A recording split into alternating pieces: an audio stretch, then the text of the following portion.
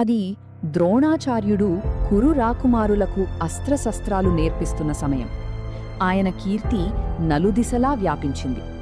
ఇది విన్న హిరణ్యధన్వుడు అనే ఎరుకల రాజు కొడుకైన ఏకలవ్యుడు ద్రోణుడి దగ్గరకు వస్తాడు. గురుదేవా, నాకు ధనుర్విద్య నేర్పించండి అని ఎంతో వినయంగా అడుగుతాడు. కాని ద్రోణుడు నిరాకరిస్తాడు. దానికి కారణం, అప్పట్లో విద్యను కేవలం క్షత్రియులకు, బ్రాహ్మణులకు మాత్రమే నేర్పించేవారు. ఏకలవ్యుడు ఎరుకలవాడు అన్న కారణంతో అతనికి విద్య నేర్పించడానికి ద్రోణుడు ఒప్పుకోడు. తీవ్ర నిరాశతో ఏకలవ్యుడు అడవికి తిరిగి వెళ్ళిపోతాడు. కాని ఏకలవ్యుడికి విలువిద్య నేర్చుకోవాలన్న పట్టుదల ఏమాత్రం తగ్గలేదు. అడవికి వెళ్లిన అతను తన చేతులతో మట్టిని తీసుకుని ద్రోణాచార్యుడి విగ్రహాన్ని తయారు చేస్తాడు. ఆ మట్టి విగ్రహాన్ని తన సాక్షాత్తు గురువుగా భావించి రోజూ దానికి నమస్కరించి అడవిలో విలువిద్యను కఠినంగా సాధన చేయడం మొదలుపెడతాడు. కేవలం తన ఏకాగ్రత, గురువుపై ఉన్న భక్తితో ఏకలవ్యుడు ఒక గొప్ప ధనుర్ధారిగా ఎదుగుతాడు. ఇలా కొంతకాలం గడిచాక ఒకరోజు పాండవులు మరియు కౌరవులు వేట కోసం ఆ అడవికి వస్తారు. వాళ్లతో పాటు ఉన్న ఒక కుక్క తప్పించుకుని అడవిలోకి వెళ్లి ఒకచోట ఆగి గట్టిగా అరవడం మొదలుపెడుతుంది. ఆ కుక్క అరుపులు విన్న పాండవులు అక్కడికి వెళ్లేసరికి ఒక వింత జరుగుతుంది.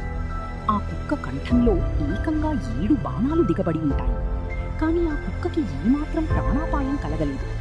కేవలం కుక్క అరుస్తున్న శబ్దాన్ని బట్టి ఆ శబ్దం ఆధారంగా బాణాలు వేసిన ఆ గొప్ప వీరుడెవరా అని వెతుక్కుంటూ పాండవులు ముందుకు వెళ్తారు. అక్కడ జింక చర్మం ధరించి ఉన్న ఒక యువకుడు, అతని పక్కనే ద్రోణాచార్యుడి మట్టి విగ్రహం కనిపిస్తాడు.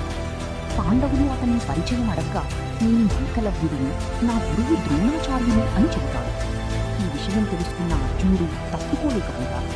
వెంటనే ద్రోణుడి దగ్గరకు వెళ్లి, గురుదేవా, నన్ను ఈ విశ్వంలోనే గొప్ప ధనుర్ధారిని చేస్తానని మాట ఇచ్చారు. కానీ మీ శిష్యుడైన ఏకలవ్యుడు నాకంటే గొప్ప నైపుణ్యంతో ఉన్నాడు కదా అని నిలదీస్తాడు. అర్జునుడి మాటలతో ద్రోణుడు ఆశ్చర్యపోయి ఏకలవ్యుడి దగ్గరకు వస్తాడు. ఏకలవ్యుడి అద్భుతమైన నైపుణ్యాన్ని చూసి ద్రోణుడు కూడా అవాక్కవుతాడు. కానీ అర్జునుడికి తానిచ్చిన మాట గుర్తుకొస్తుంది. దాంతో ఏకలవ్యుడి దగ్గరకు వెళ్లి, నన్నే గురువుగా భావించి విద్య నేర్చుకున్నావు కదా, మరి నా గురుదక్షిణ ఏది అని అడుగుతాడు. ఏకలవ్యుడు ఎంతో సంతోషంగా, మీకేం కావాలో కోరుకోండి గురుదేవా అంటాడు. అప్పుడు ద్రోణుడు అత్యంత కఠినంగా, నీ కుడి చేతి బొటనవేలు నాకు గురుదక్షిణగా కావాలి అని అడుగుతాడు. బొటనవేలు లేకపోతే విల్లు పట్టుకోవడం అసాధ్యం. తన జీవితకాలం కష్టపడి నేర్చుకున్న విద్య మొత్తం వృధా అయిపోతుంది. కాని ఏకలవ్యుడు ఒక్క క్షణం కూడా ఆలోచించలేదు. తన గురువు అడిగిన వెంటనే కత్తి తీసుకుని తన కుడిచేతి బొటనవేలును కోసి ద్రోణుడి పాదాల దగ్గర పెడతాడు. ఎంత అన్యాయం జరిగినా ఎదురు చెప్పకుండా ఏకలవ్యుడు చేసిన ఈ మహాత్యాగం అతన్ని చరిత్రలో అత్యుత్తమ శిష్యుడిగా నిలబెట్టింది.